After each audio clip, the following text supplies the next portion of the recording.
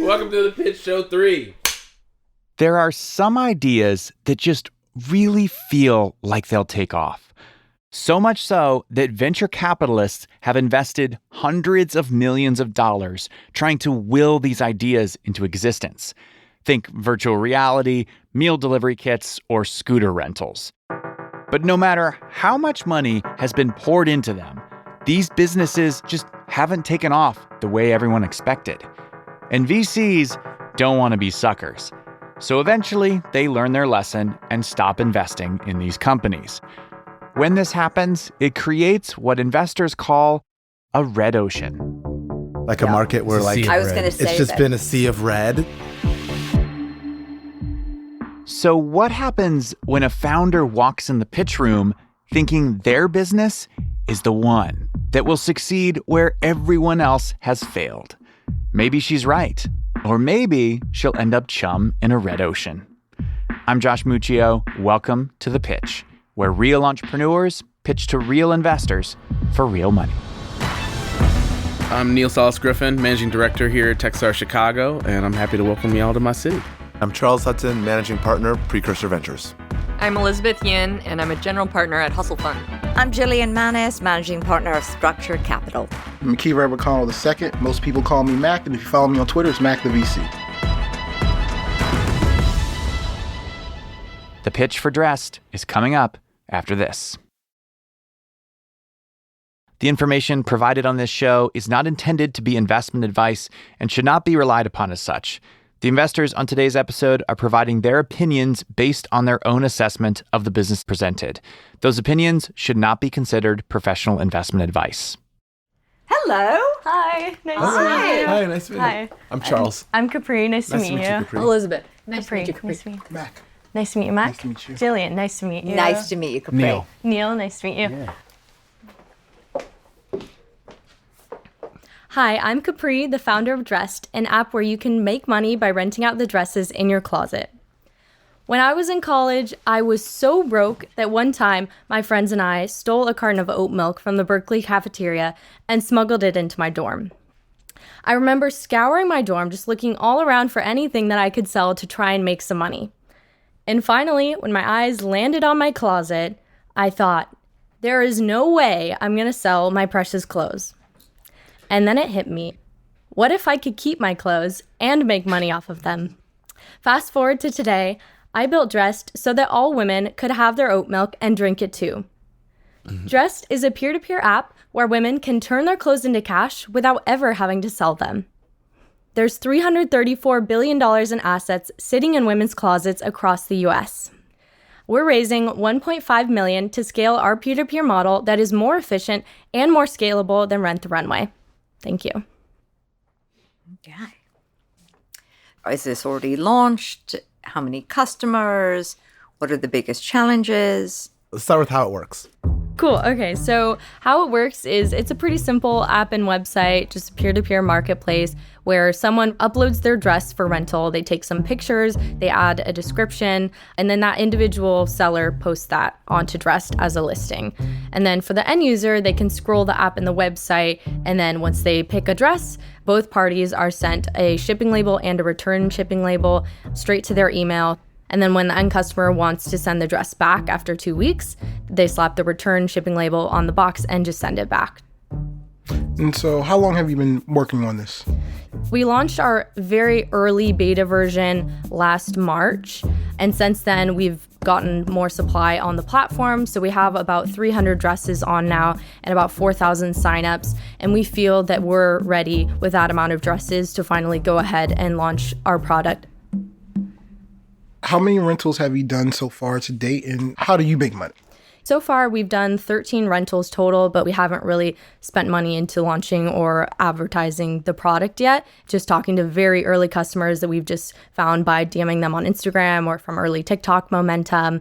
Our business model right now is a commission fee from each rental. So we take a 15% commission out of every transaction.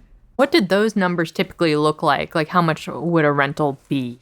So I think a great case study is an example of a For Love and Lemons dress that was rented out through our platform. So those dresses typically retail around $350 to $400. And that dress, I believe, was rented for $45 plus shipping on top of that. So the end user paid about $60 in total to rent that dress. So I want to wrap my head around the delta here. I think I heard since March, you have 4,000 signups and then 13 rentals have been done. Yes. So help me understand the delta between the 4,000 signups and then the 13 rentals.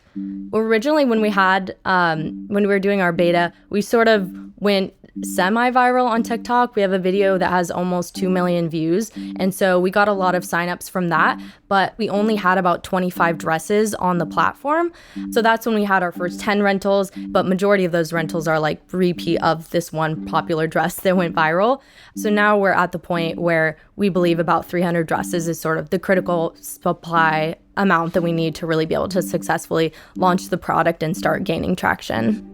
So what have you learned in talking to your customers about who's like prime for this, who's likely to convert going forward, and what's your plan for acquisition? Yeah, a lot of questions there.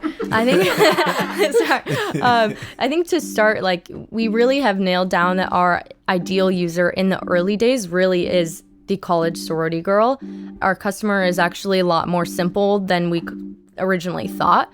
All they want is to look good at an affordable price for their event. And so that's why targeting sororities is a really great opportunity for us, because we can actually partner with sororities, build out ambassador programs where girls are making rentals in preparation for an event that they have in a month. And we're about to test this out with UCLA for one of their February invites. How do you get your sellers to take the time and upload the inventory with a relatively low volume of rentals at the moment? Yeah, I mean, I think people are really excited about the idea of making money off your clothes without having to sell them. Mm-hmm. Young people need to make money.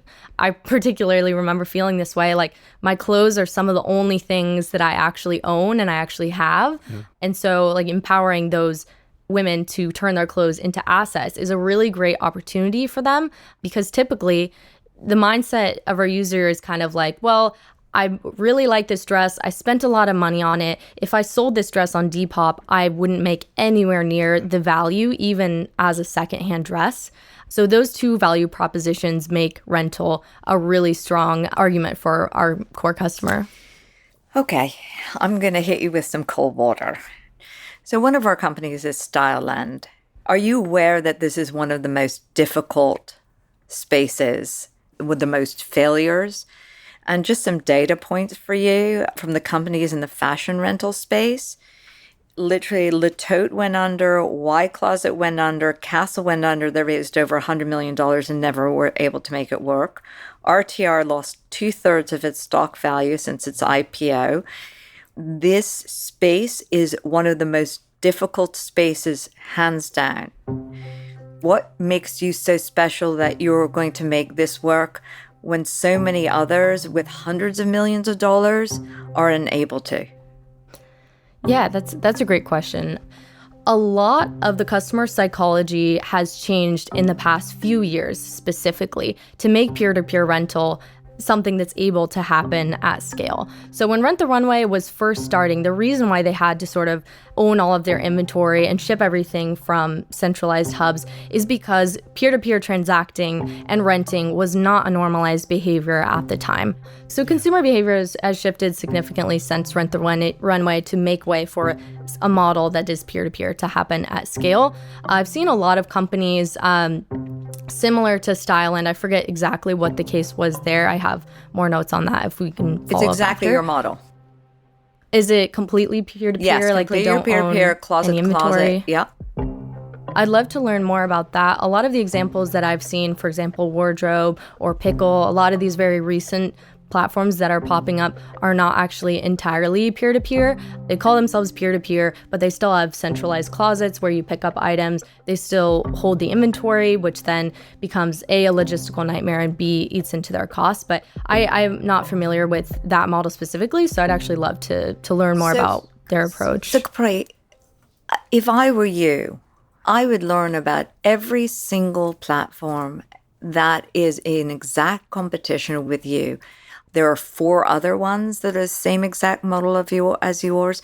That would be my starting point. What works? What hasn't worked? What can I do differently? Yeah, I mean, we were seed investors at Poshmark at my old fund. Yeah. Right. Yeah. What you're hearing from Jillian is, investors use this term, a red ocean. Yeah. Like a market where It's a like sea of I was red. going to say it's just that. been a sea of red. Yeah. And what I can tell you is, having met with most of these companies, the biggest problem is liquidity. Yeah. It's actually getting enough people to put inventory on the platform.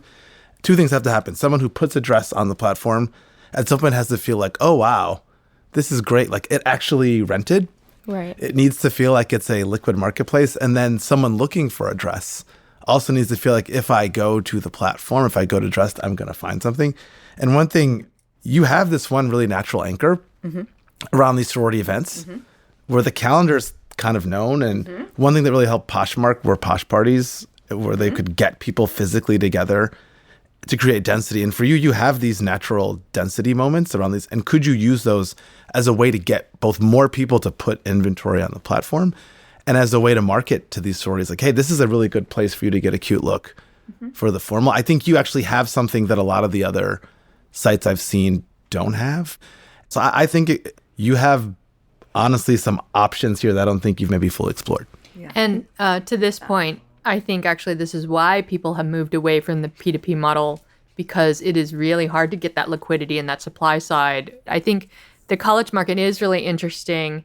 And I wonder on the shipping side, because that is a big chunk of the cost, if you have like a liquid marketplace on a given campus, there's more trust because it's like, oh, a UCLA student is renting from me, another UCLA student.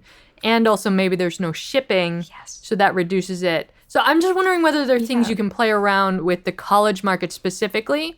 It's often easier to start with existing communities in these pockets that are big enough, and maybe the college market in this case might be a good one. So I think what Elizabeth is bringing up is interesting, but I just gotta be honest with you.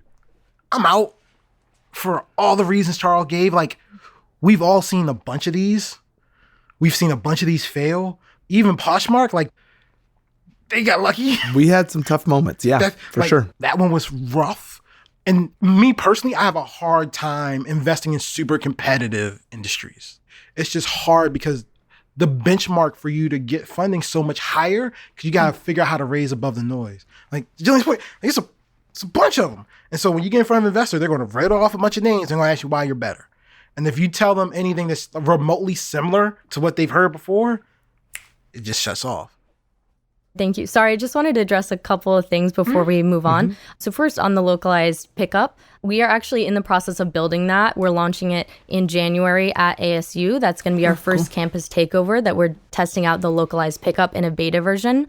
So either January or February, that will be live and tested at ASU. So these students that are doing the pickup and deliveries? Yes. So That'd be great. we're building out sorority partnerships. So we'll have an ambassador program with several of the top sororities at ASU. We'll be providing outfits for a few of their parties, as well as we'll be testing out localized pickup with them.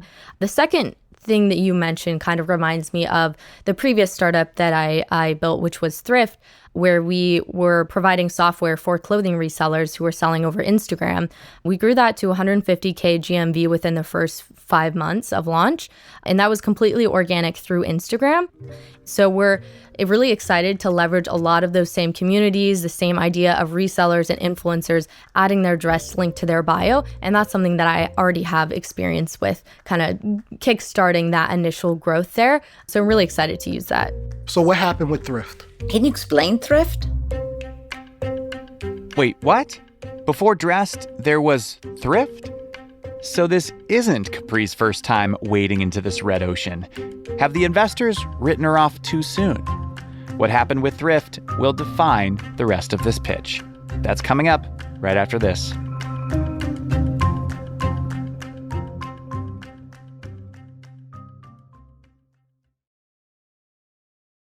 Welcome back. Before the break, Capri just casually slipped in the fact that she'd built something similar to Dressed before. The investors are going to want her to address that. So what happened with Thrift? Can you explain Thrift? Yeah. So with Thrift, we built one of the fastest website builders ever built. So we took your Instagram profile and we turned it into a website in less than 10 seconds with listings and everything. So we noticed that there was a pattern where clothing resellers would actually list their items as Instagram posts. They would have all the details like the price, the description of the item, etc. in the caption. So we realized that we could take people's social media posts and turn them very quickly into website listings using AI. So yeah, we were working on that, grew it to 150K GMV within the first 5 months. But when it came down to it, we just weren't able to charge our users as much as we needed to. And we didn't see, like, our core thesis there was like that there was going to be this mass migration from people who are selling on Depop and Poshmark. Poshmark. Hey, it's but all we were good. our thesis was, there are a lot of frustrations with these bigger platforms. They take sometimes up to 20% of the sale. People are going to get frustrated and they're just going to sell on Instagram and TikTok. So we were trying to sort of build the infrastructure for that. So who's with you on this? And then a little bit more about your background, because it sounds like you've done some stuff in the space. So my background, I sort of hacked my way into UC Berkeley. I sent them an emergency memo saying that they had forgotten a student off the admissions list, and I was in the next day. And then my freshman year, I dropped out. I went through YC. And so, yeah, we have an awesome designer and engineer on our team as well. She previously, she went to Brown, and while she was at Brown, she built a college reselling marketplace called Czar, where college students would sell their stuff. And our current investors are Y Combinator, Starting Line VC. So really exciting team and lots of amazing investors that we're very lucky to have. What are the terms? So we're raising 1.5 million at a 6.5 million cap. So I'd like to do 25K. The reason you end up with red oceans is because there's a nugget of a good idea there and everybody else screws it up. Mm-hmm. I think this is the case where you kind of dramatically undersold into the last 5 minutes your own qualifications. It's okay. It happens all the time. One thing, when you said it, it struck me, $60 for a college student is a lot of money. I think the amount of money that a seller could make on your platform with just a few items is material to them. And so I think there's just something interesting here. So I would like to invest 25K. Thank you. Very excited to have you on board. Quick question for you. Yeah. You mentioned Y Combinator is a current investor. Does that mean this is a pivot from thrift? Yes. Yeah, it is a pivot from thrift. Where are you financially? Like, what are we currently burning? How much runway do we have? How many commitments do you have for the round you're raising? We currently don't have any money committed in the current round. You do now. Yeah, well, it's now 25K. Yeah. There we go. We have about a year left of runway, but we're not in the position where we can really move fast and scale. We do feel very financially constricted on the marketing side. So things like buying dresses or, doing sorority partnerships and ambassador programs, we just have to be extremely hacky and cheap about the way that we approach those. I look for a fanatical audience, a fanatical buyer, right? And sorority sisters are fanatical. That's something that truly interests me. It's unique to you. I think that you have something here, and you're not trying to boil the ocean right now, but you're trying to prove out that use case. I also think you're very smart, and you bury your lead. I've never heard a YC founder take that long to say they were Yes, a YC. YC, Usually yeah. it's the first thing out of their mouth. Like, you buried the lead. You were the lead. As you know, we're investing in you. At first, I thought to myself, this is a woman who's this is her first foray. She's not maybe going to know what she's doing. I really have to be honest with you. Maybe really doesn't know what she's up against, what it takes to run a company, what it takes to address certain challenges. So now I do. Absolutely. But I'm thinking, I'm still processing this a little bit. Well, Go ahead. I got to say, it is better to be understated than overrated. In my mind, I was like running the numbers, trying to figure out a way to commit. I would love to commit. I cannot. I'm out for now because I think the terms that you're raising on are out of my scope. Mm-hmm. I do earlier stage pre-seed investment. You're further along than that. That being said, I do want to find a way to help. And I have seen other people go down this path in similar industries that might be helpful to you. Awesome. Yeah, really excited to circle back and follow up with you. Thank you. I think for me, towards the end of this conversation, I got really impressed with you, as well as your team. I think the thing that I'm still mulling over in my mind, even though I think this is great founder market fit, is can you get sort of enough turns on these dresses? Can you get that supply, even with this hyper focus on the campuses? And I think I'm just not sure I quite had that conviction, and so I'm out. All right, thank you. All right, Julie. I think because I've been burnt on Style Land and I've seen this red ocean, I actually swam in it. I actually scuba dived in it. So I'm out. But I do think you have something here. I just think it might be a small business, but Charles sees it bigger. I too have scuba dived in that red ocean as Yeah, well. you did. You scuba dive in that red ocean. I'd like to get some more information on this, and I'd definitely like to track you. I understand your vision now more for future. Front load yourself, what you've done, then pivot it, and that would have been a better pitch. Thank you. I really appreciate that. That's a huge learning. Yeah, absolutely. But you're very impressive. Thank you. Cool. Thanks, Capri. Awesome. Thank you, Thank you Capri. so much. I really appreciate Thank you. you taking the time to hear my pitch and to ask these questions, and really excited to follow up with you all and keep you updated. So thank you so much for your support. Absolutely. Thanks.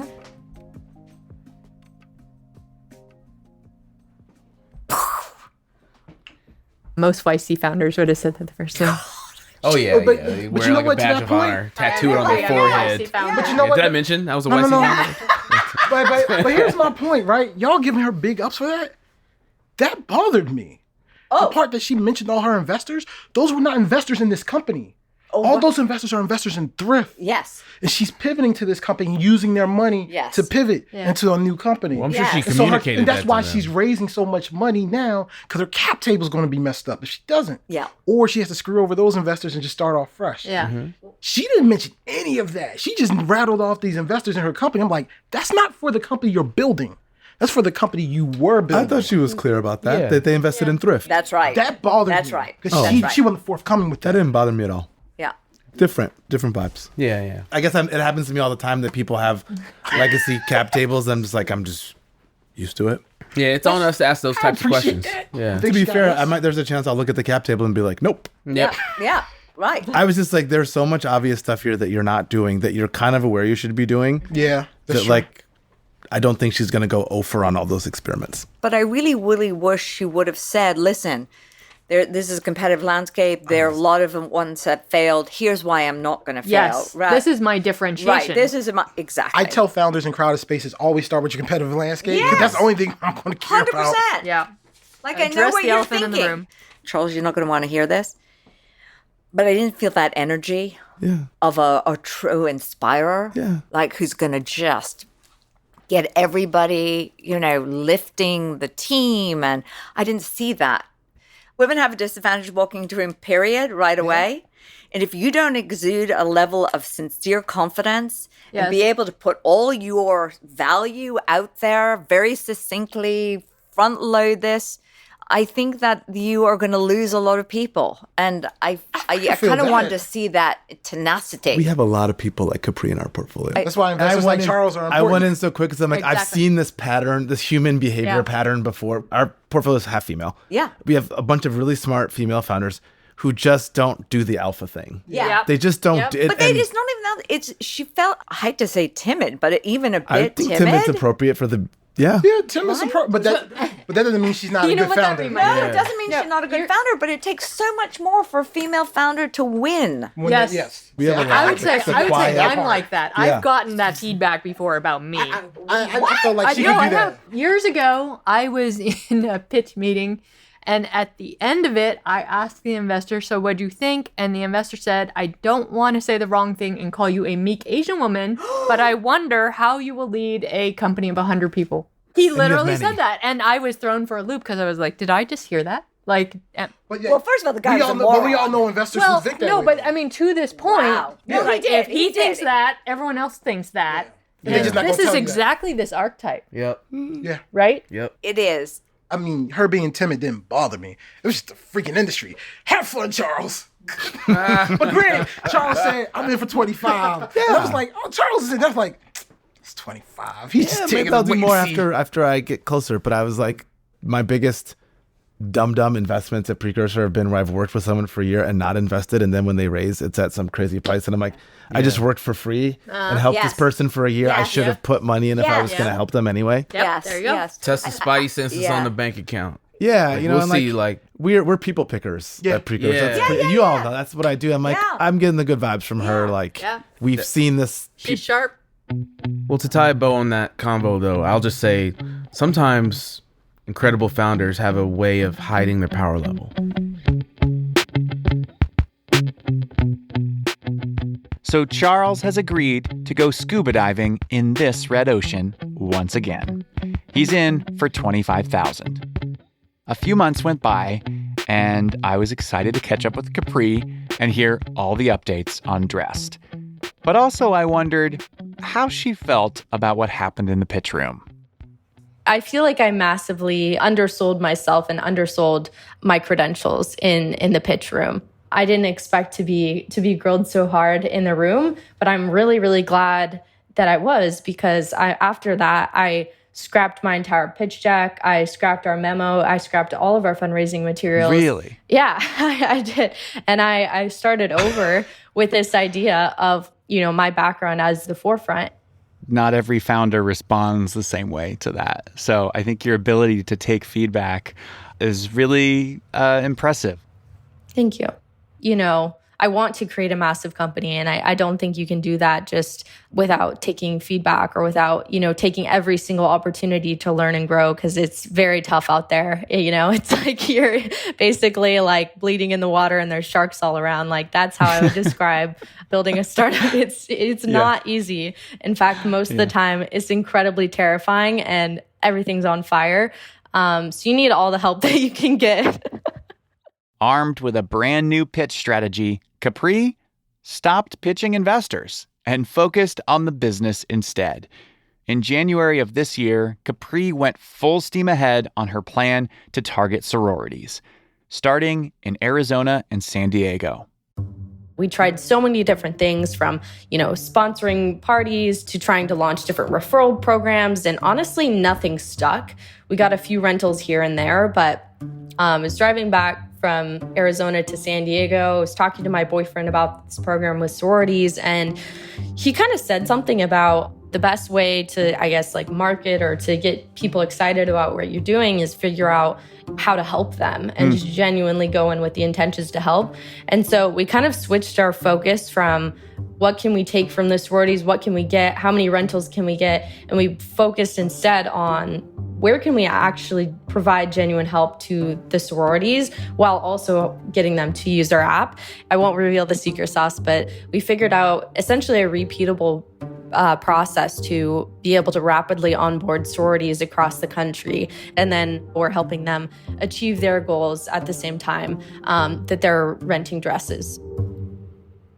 I actually started out in San Diego speaking at a few sororities at SDSU and onboarding them onto the program. Yeah.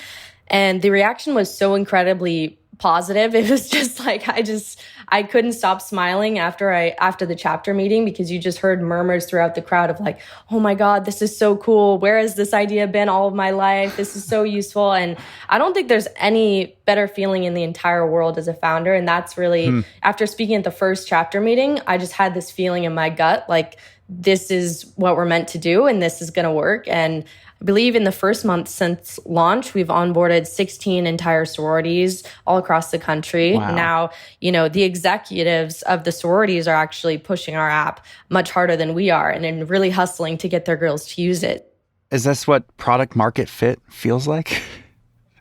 I don't think it's product market fit. I would say it's probably the first indicator, though. I don't want to, too early, too soon. Okay. Yeah, I think it's probably a little bit too soon, but the indicators that we've been seeing are just incredibly exciting so far. Got it. Like when you pitched on the show, it was like you had just come up with this idea of really focusing on sororities. And, obviously like it was available nationally and there were a few dresses on it, but very few people had rented the dresses. But looking at your website now, there are a lot of dresses available on the platform. Yeah. And it sounds like it's actually working. I think it's starting to work, and it's definitely feeling very exciting for sure. Whenever I say sorority girls, investors always kind of laugh at that. But when you look at so many amazing companies like Tinder, Bumble, they were all built from sororities and from frat parties.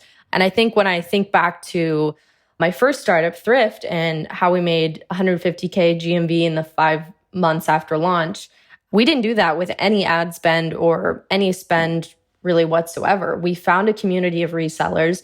We realized how to build viral loops and network effects into our product, and that led to our initial user base. So I think that's a more genuine and more sticky approach to obtaining your first customers. And the downside is that takes an incredibly long time. And I think a lot of investors don't want to hear that it's going to take 6 to 9 months or maybe even a year or more to acquire your initial audience. But when you do acquire that audience, it's going to be a lot more genuine, a lot more sticky. They're going to be going out of their way to hustle for you and to refer you to new people. So I think that's really important. It's like these little hacks, right? Where you don't have to pour millions in marketing dollars and VC dollars to build the brand. And it's almost like that's what you would need to have anyway to build a business like this in a space that's seen so many failures. Like you have to find some new way of acquiring customers that hasn't been done before. I agree. I'm very bullish on it. It's all about the approach. And one thing about me is that I will just keep pushing. I'll just keep bashing my head into the wall until we, break through the wall, for lack of a better terms. Because I think sometimes entrepreneurship can feel like that, right? You really believe in this product. You know in your heart it's going to work, but you need a way for other people to see that. And I think it just takes, honestly, nothing but persistence and creativity. Essentially, if we hadn't tried so many other things with sororities and gotten mediocre results, we wouldn't have been able to find this strategy that's now really, really working for us. So go, Capri, go. Thank you. With the early momentum she has with sororities, Capri is ready to go out and relaunch her fundraise. And Charles Hudson, by the way, followed through and invested $25,000. It meant a lot coming from him because he was an early investor into Poshmark. So the fact that he can see the same kind of potential in Dressed, it just means a lot. Before you raise the big round, don't forget about the pitch fund. We would love to invest alongside Charles. Absolutely. I'm so excited about that. I really appreciate everything that you guys have done for me. And thank you so much for the opportunity. I feel like the pitch has just been a huge cause of growth in my life, personally, professionally, and for Dressed. I mean, you've heard how much we've accomplished, how much we've changed, how many things we've completely scrapped and went back to the drawing board on. And I feel like we're in a much better place because of it. And I'm just super thankful. How would you feel about also doing a syndicate at the same terms, and you can make it whatever dollar amount you want, to let listeners invest in this company? Yeah, let's do it. Really? Yeah. That sounds awesome. Capri may have been overlooked, discounted, easily dismissed in the beginning of her pitch, but she stole the show in the end. If you are interested in investing in Capri's company, go to pitch.show/dressed to learn more and apply to invest. That's pitch.show/DRESSD.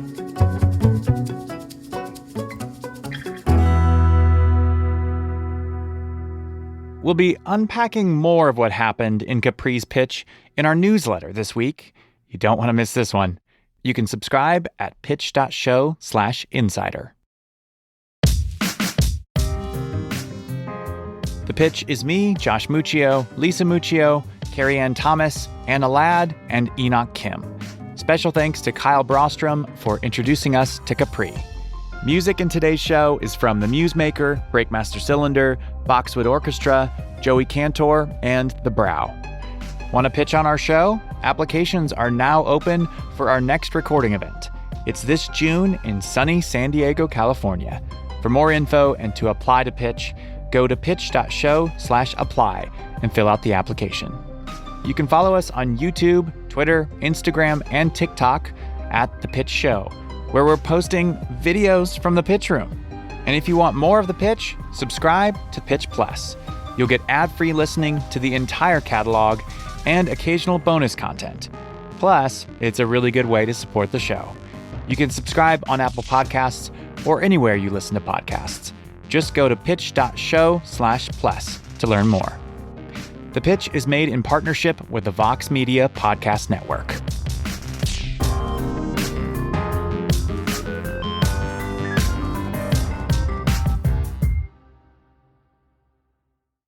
Next week on The Pitch. Granola guy. Drum roll, please. I was going to Nina, get the drum roll. chocolate. Nope, he's already 2 bites in. No, this is good. Is it good? Oh, really? Different It good? is. You know what? I like the fact that it's not crazy different. In other words, if you like granola, you would like this. If you want to taste test next week's pitch alongside the investors and the mysterious granola guy, go to pitch.show/granola. See you next Wednesday.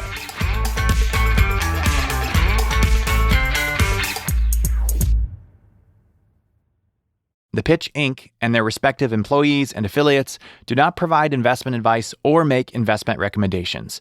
The information provided on this show should not be used as the basis for making investment decisions. Listeners should conduct their own research and consult with their own investment advisors before making any investment decisions.